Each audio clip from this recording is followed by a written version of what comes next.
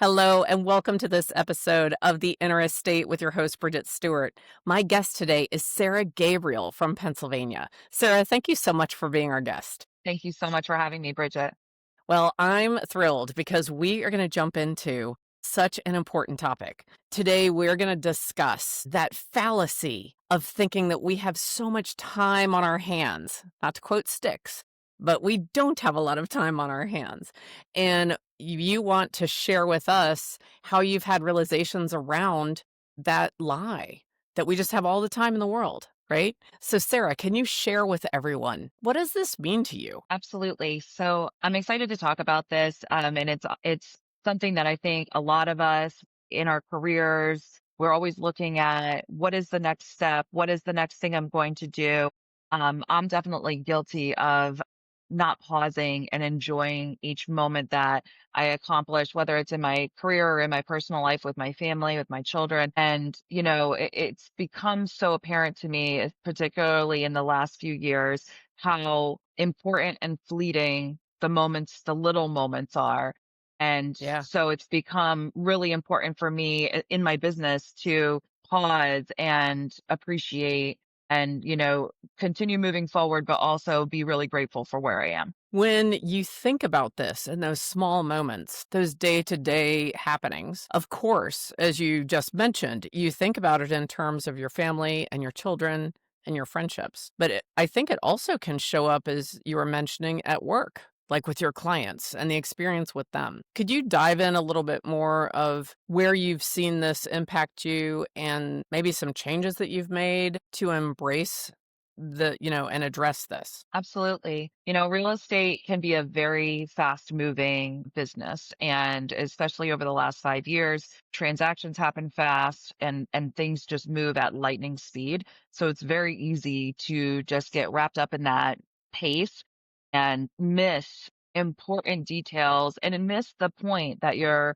shepherding your client through what could be a very intense emotional transition in their lives. So for me personally, I work with a lot of senior clients, and that group in particular, needs more personalized attention during any step of the transaction. And it's really imperative to build trust with all clients by taking the time to listen and understand their real fears, their concerns, and being able to support them through it. Yes. And I do think that there is an issue where a lot of the senior clients, they seem to fall in one of two categories. They either really don't have a lot of familial support or connection, or they have too much. Like they're getting, you know, Yes.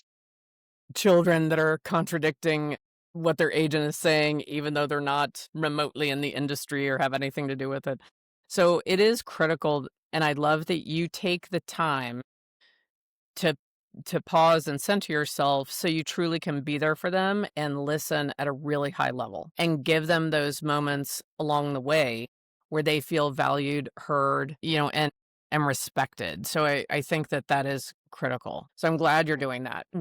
I want to shift to the little bit more important area of children, family, and relationships. So, Sure. what can you share in that arena? And maybe could you share a little bit with everyone about when did you have that realization? When did you shift from feeling as if you had all the time in the world or feeling as if each moment could be duplicated in the future or, recreated, however the words were in your mind.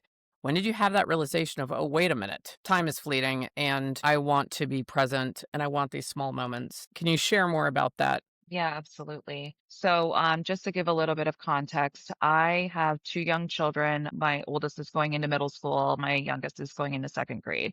So, if you have young children, you know that everything is just all the time, everywhere. We're going to practices, we're going to extracurriculars. It's really easy to get caught up in the whirlwind of your day to day life when you are, chauffeuring everybody around wherever they have to go every day and running your own business. So, for a long time, I was just grinding constantly, whether it was for work or for supporting my family, as most of us do. And then 4 years ago, I was 34 years old and I got diagnosed with breast cancer. And it really stopped me in my tracks. At the time, it was obviously very scary. My youngest was Oh, 3 years old, and every concern, crosses your mind when you get a diagnosis like that. And it was a time for me to pause and be intentional, and it forced me to slow down. Now granted, I was kicking and screaming with slowing down because I really wanted to just kind of work through everything and hide from the reality that I was not well at the time. right, right, But anyone that's dealt with a major health scare or diagnosis knows that your body's just going to tell you you don't have a correct, choice in the matter anymore. You're not in control. correct. Yeah. So, thankfully I went through surgery and chemotherapy and radiation treatment, and I was very lucky to have great doctors, great support system, and get through all of that. But in that year or so that it took to complete all of that, it gave me an opportunity to really be more present and realize that, at the time I was 34 years old. I had no thought in my mind of ever getting sick. I really never thought about Right. my own mortality. I was kind of like, I'm going to hustle and grind as hard as I can for as long as I can. And that was it. And that experience made me much more aware of the fact that I wasn't doing the things that I really wanted to do for my family with my kids, going and doing things with them. That was the whole point of getting into real estate in the first place, was having the ability and the Yes, flexibility to create, my own life and my own schedule and make the money that I needed to make to be able to create this life for my kids. And I was just grinding through all of it and missing those opportunities. So even though it was really scary to be faced with a really unexpected diagnosis, it gave me the opportunity to take a pause and say, okay, I have to really prioritize the things that matter, because yes. anything can change in an instant. You're absolutely right. And it is horrible what you went through, and yet surviving it, you now have come out with a whole different view on time, priorities, and your life. So, of course, that means everything has been perfect and roses since that day, correct? No, not exactly. Oh, no, really? No? Yeah. No. So, you can you share a little bit around, because that was what could be called a watershed moment, surviving the breast cancer. As you mentioned, you were attempting to cling to the retreat of work to avoid facing the reality of what you were going through in the moment. And then your body took over and said, "No, ma'am. No, ma'am." And you had to stop. You didn't have a choice. You survived that and you come out of it. Tell us a little more about what's happened in the about 5 years or so since then, and how do you make sure that you're staying present in the moment and knowing that those small moments are important?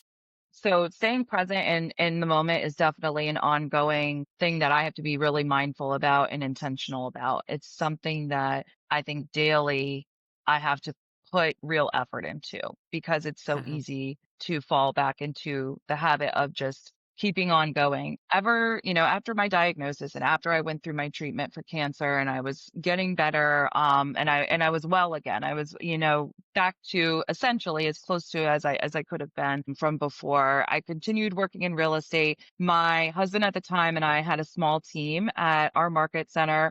I was very involved with the team. I did a lot of the education for our team, but also produced and Mhm. was, an active agent alongside my husband. During the next couple of years, he had taken on a different type of business. So it in turn required me to bolster my real estate business so that we Right. could keep things moving in our family. So my business was really, really busy. He was really busy. And then last year, everything kind of started coming to like a grinding halt. One of my best friends that I've been best friends with since I was 18 years old lost her battle to breast cancer, unfortunately. And it was devastating. We're the same Yes. age. She had been diagnosed the year before me. Mm. And had a very aggressive form of cancer. And shortly after losing that friend, my husband left our marriage. And so our team and our family and everything kind of felt like it was imploding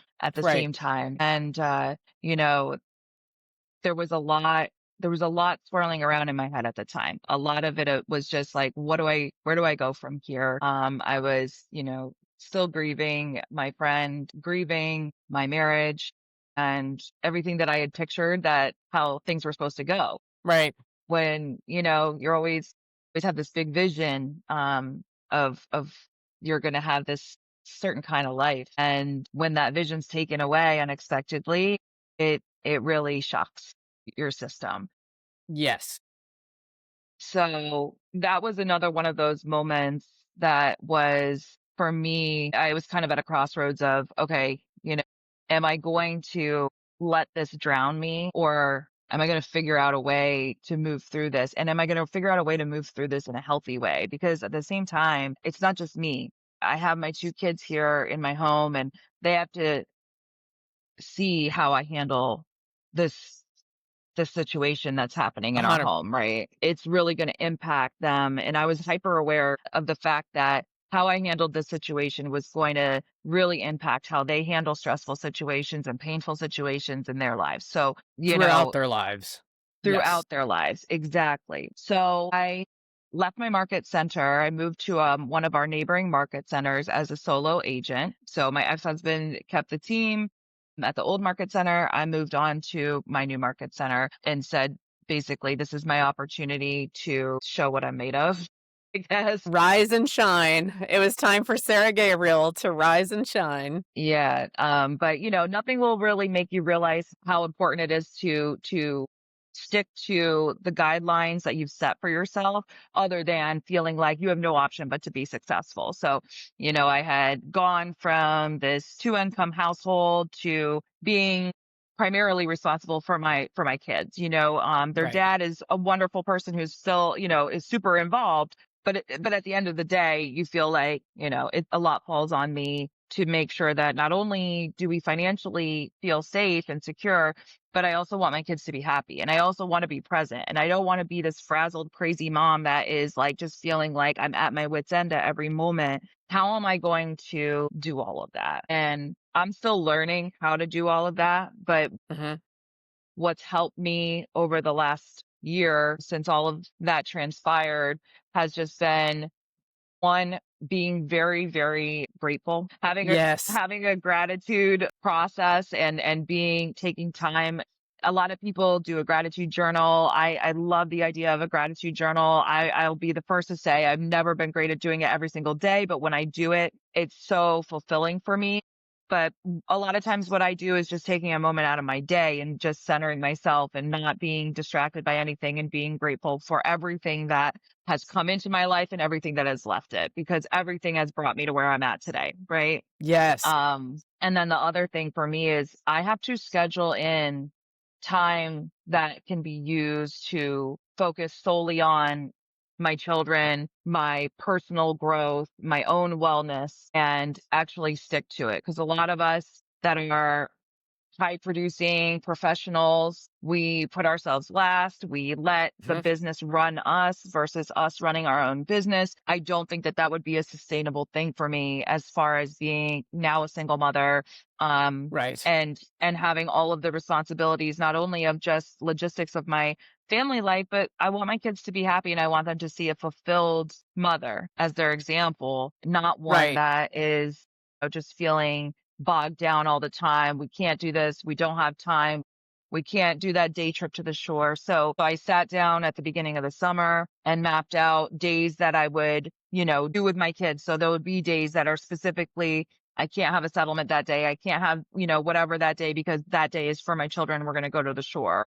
Correct. We did a really great vacation in the beginning, or in the beginning of August, and I took my kids to Universal Studios, and it was really Hmm. fulfilling for me to do a big trip like that, because it had nothing to do with paying for it, and it had everything to do with, I can do this by myself. I can create an experience that they're going to remember for the rest of their lives. Right. and it's joyful and it's lighthearted and it didn't feel stressful and it didn't feel forced. It just Frenetic. was, yeah, it was Yeah. organic. And it's been a few weeks since we've come home from that trip and they still talk about it every day about things that they enjoyed. And it was super empowering, for me that I had set aside that time, made that plan and executed it and didn't say, oh, like I'll reschedule something because something else has come up that's more Mhm. important, that I stuck to my plan with my children and made these memories with them that they're going to remember forever. So And they being, will. They and they will remember will, that forever. they absolutely will. So that's going to become something that's really, really, a, a pillar in how I live my life is quarterly sitting down and putting aside those days, those weeks in my calendar that are non-negotiable for me, whether it's spending time with my kids, spending time with my mom, spending time alone. Yes. Yes. I'm an only child, so my alone time is where I feel re-energized. And even, I might go to my house in the Poconos overnight by Mhm. myself and just recenter. Whatever that is to be able to be the best version of myself for everybody that depends on me is really, really necessary. Well, I'm going to use a little bit of a cliche. And what you're doing with everything you just described, those are things that your future self will thank you for. You're going to have a moment, probably in your, I don't know, early 50s, mid 50s, where you'll be driving on the road, having coffee, and it's going to pop in your head. You're going to be like, so glad that I took those kids to Universal and that I prioritized the family time and that appointment was as important or more important than anything to do with work.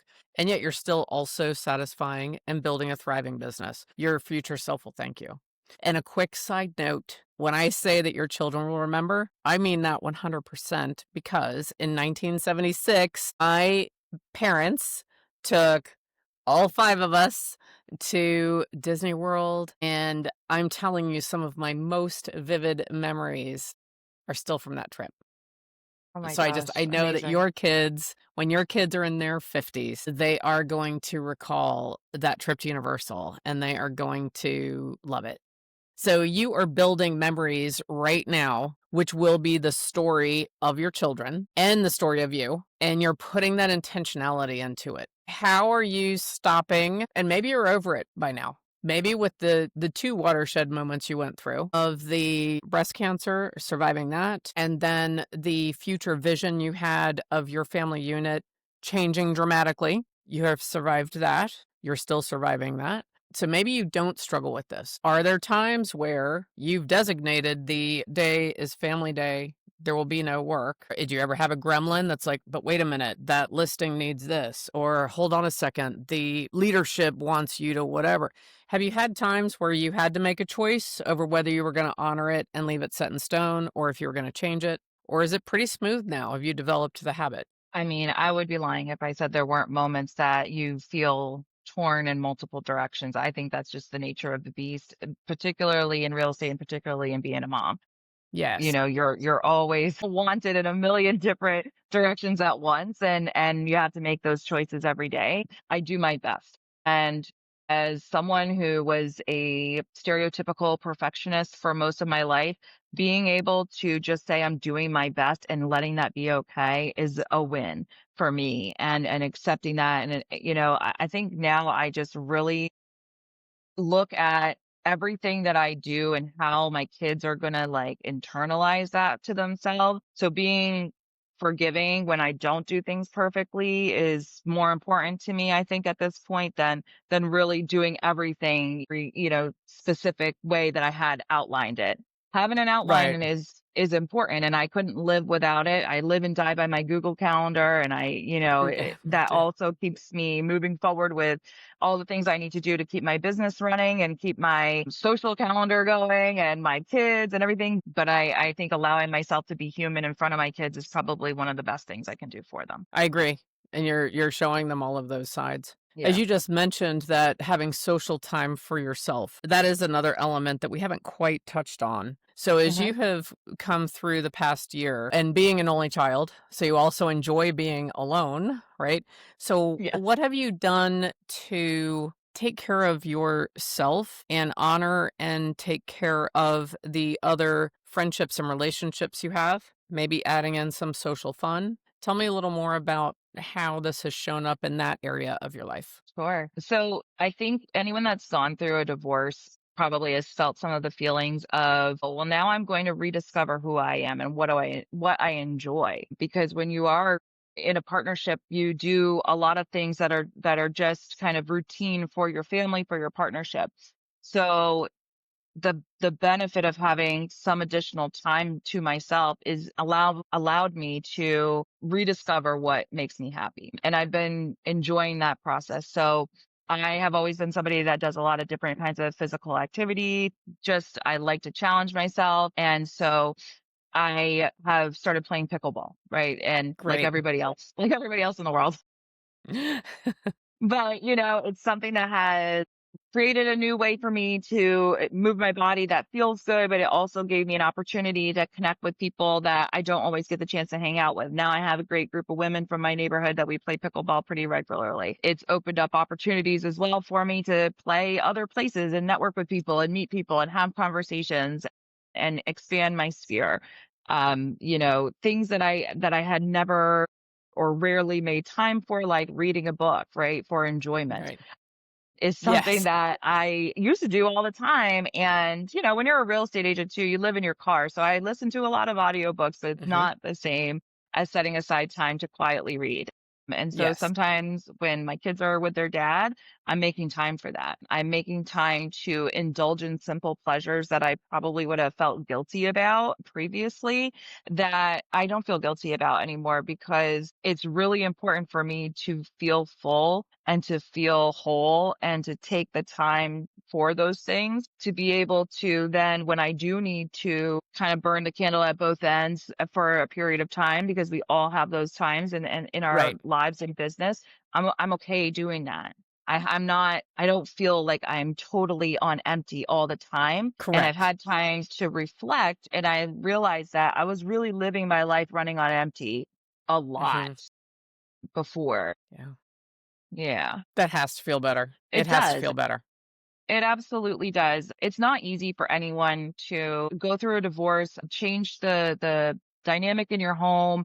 I'm really lucky in that my ex-husband and I are very close friends and we have a very amicable relationship, but it doesn't negate the fact that it was really hard and really painful. Hmm. But there are some blessings that come out of that, and being able to take the time to figure out what brings me joy in all areas of my life, whether it's figuring out what clients I enjoy working with and focusing my business in that direction, or figuring out what areas I want to donate my time to, where I want to volunteer my time, where I want to, what kind of activities I want to do with my kids. Taking the time to do all that stuff and rediscover all that stuff has been a real blessing for me. And I feel like my life now, I'm not working, working, working to get to one little moment of joy. I'm having so many more moments of joy because I'm really only allowing things into my life now that bring me joy. I think that's amazing. I think that's a beautiful perspective. It doesn't mean that life is perfect, as we talked about before. However, you have a conscientiousness and an awareness where each day you're looking at it and you're adding with intentionality some joy, respect for what you've achieved, allowing in space for yourself. You brought up something that I think is critical. I'll call it mom guilt or parent guilt, where you said even a small thing like taking a Saturday morning, putting Stan Getz on the turntable and reading a Philippa Gregory book. Oh, why not? But a lot of parents would feel like, I can't do that. The kids need this. And they would feel guilty about doing it. So let's just say someone is listening to us talk right now and they're facing that. They are not taking those small moments because they feel guilty or they feel as if that's taking away from their children or their spouse or their family or what fill in the blank, their parents, whatever it is. What would you say to them? That's a great question. And I think it's a complex answer because it's also going to be really dependent on what kind of a support system they have or what kind of Right. a dynamic they have in their home. And, my kids, although my youngest is 7, he's self-sufficient enough now that he can hang out on the couch for a little while I do something for myself versus somebody who's got a 2-year-old and you can't turn your back on them for a second. Right. Correct. Listen, Yes. I had to deadbolt my front door for years because I had a runner. So I get it. Yes. I had to install that hotel style lock, that like flipped over so it couldn't be opened. Yes, 'Cause yes, when you have my to. older son could unlock any door. Yes. Yeah. Yeah. So it depends. But what I have discovered for myself is that when I feel like I am taking care of myself and not just everybody else, I'm so much kinder, gentler, more loving, more happy, more willing to do things for everyone. And it's made me absolutely a better mom to Mhm. provide, a little bit of time for myself. To make time for myself has absolutely made me feel like I am excited and energized and joyful with my family so much more than when I never did that and felt Right. like it was a thankless, life day in and day out. Right. I think that we all need to, and it's easy to say that, I think every wellness and every Instagram account will say you can't pour from an empty cup. So I get that that's Correct. very hard to do for some, sometimes it's not always easy to do, but savoring even small moments of doing something for yourself, whether that's, getting a cup of coffee in before your kids are up, trying to Yes. find, that there's Yes. so that's such a thing that I remember looking forward to, when my kids, especially when they were younger, and that might be the only real quiet moment I got until they were in bed. I would look forward to that so much, and it would make a real difference in my day if I got Mhm. that or not, so Yes. but really, you're going to be your best version of yourself for everybody that you love when you are taken care of. So it's not something to feel guilty about. I agree. And it's one of the analogies that gets used a lot is when you're in the airplane and those masks come down, they say put yours on first so you're able to help Yep, others, and so it's absolutely. I would say let go of the guilt. And you know what? It doesn't have to be. You can tell me if you disagree or not. It doesn't have to be you're gone for 3 days to the Red Door Spa and this is spending 2 grand a day. And it doesn't have to be that. It No, literally could be, as you said, that half an hour in the morning. That, by the way, that is one of my favorite sounds. The quiet of the house when no one else is up yet, except my little 5-pound dog.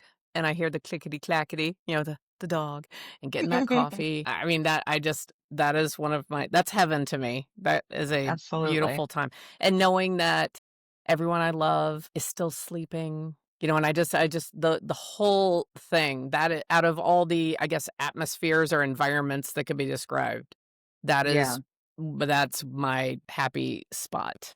Like you were saying, it doesn't have to be something extravagant. When I look at my Right. calendar now, I look at things that I made time for. I can even give an example of today. So this morning at 7 in the morning, I played pickleball with my girlfriends from my neighborhood. Mhm. And then a couple hours later, I met up with a friend of mine that I haven't seen in a few months. And she has a really young child, and we just went for a walk. And that was Great. so fulfilling for me to spend time with those people. It doesn't have to, and it didn't cost me anything, That's right, but yeah. that's the kind of stuff I see that I make sure is in my calendar every single week, is that connection. One-to-one connection with people is really something that I didn't make a lot of time for. Didn't make a lot of time for my friends when I was still Mhm. married. And now it's one of those things where it's a non-negotiable for me to make time for my girlfriends and for the people that pour back into me. And even, in the future, in any future relationship that I have, my friendships are still going to be a priority and something that's always going to be there. And because it's imperative for me to have those relationships and those connections. I think that's awesome, and it's Yeah. great that you had that realization. And I'm gonna say this, by the way, I'm not an expert in this arena, but especially having been an only child, I think it's amazing, remarkable, and beautiful that you are seeing that true value in the friendships that are it doesn't necessarily replicate a sibling, but as you know, sometimes our friendships we become closer to some of our best friends than our blood relatives. So I Oh love yeah. that you have that insight and awareness and that you're going to keep a value on that. So I Absolutely. want to like go all the way back to the beginning. We're going back to the start. You and I know that there are people that may be listening to this that are currently facing in particular medical trauma. They may have just been diagnosed with a chronic illness or an autoimmune disease or cancer, or maybe their significant other or loved one is the one that has had that. Can you speak to someone who may be in the throes of that initial time and give them some either guidance or encouragement from someone who's on the other side? Absolutely. So, going through something like that where you feel a loss of control is so hard because for me, I felt like my body was failing me. I felt really frustrated. I was a healthy person. I don't drink, I don't smoke, but yet this was happening to me. It felt really unfair. And it was a hard pill to swallow that I couldn't determine how it was going to go. And that I had to, kind of rely on others. And that's been very difficult for me historically, allowing others to see that vulnerable side. I will say that going through that experience, the people that showed up for me Mhm. made me feel okay and feel safe accepting help and accepting love and accepting just a place to say this is and this is not Yeah. fair. Right. You Yes. know, Right. and we had people that didn't toxic positivity me to death, that just allowed me to Yeah. feel what I wanted to feel. Yes. And so I think, being able to accept the love and care from people as best you can during those challenging times. I'm so glad that I figured out how to do that for myself because you don't need to power through whatever you're facing alone. Your loved ones, your kids, your spouse, they they want to support you. And so let those people do what they can do to just sit with you, to just sit with you in your frustration and your fear. And that will give you some energy to figure out what the next step is. And something that is just part of my day-to-day life is taking it a day at a time. And Mhm. when you're dealing with a health issue, that's really the best advice that you can that I can impart is try not to control and plan 10 steps ahead Right. Right. because we're not in control. And being able to savor the good parts of the day, deal with the parts that aren't so great, and know that tomorrow is going to be different. It's going to be a new opportunity. It's the best thing that you can do. I love how you just phrased that as tomorrow will be a new opportunity because the reality of what you went through, tomorrow was not always a better day. Right. Sometimes, if you knew that you were going in for, say, chemo and you knew you were going to have reactions to it, and I'm not sure if you went through this, but knowing tomorrow you're going to lose more hair. So I love that perspective. And I hope everyone heard that. Tomorrow will be a new opportunity. What a powerful statement. I mean, that is a gift you just shared with everybody. I think that would give someone that's facing that a lot of power if they take that approach and just know that they're going to get through every day. In the really dark times, they'll get through every hour. I'm sure that you had Right. times like that. Yeah. Absolutely. Yeah. Yeah. So, but that tomorrow will be a new opportunity. That's Yeah. amazing. Yeah. Well, I know that this has allowed you to thrive and to really have intentionality and create professional standards for yourself that impact your family and your clients, by the way. Your Yeah. clients love you, right? You continue to develop and grow in your career. Just a quick mention, you just recently became certified in divorce representation, Mhm. right? Yes. You're expanding your luxury services and your clients are thriving that. In fact, you're with the Keller Williams Bluebell office, Bluebell, Pennsylvania, and you are the luxury liaison for Keller Yeah. Williams Realty International Luxury Division at Bluebell, right? I So am. you are thriving and growing in your business. And at the same time, you're taking the kids to Universal.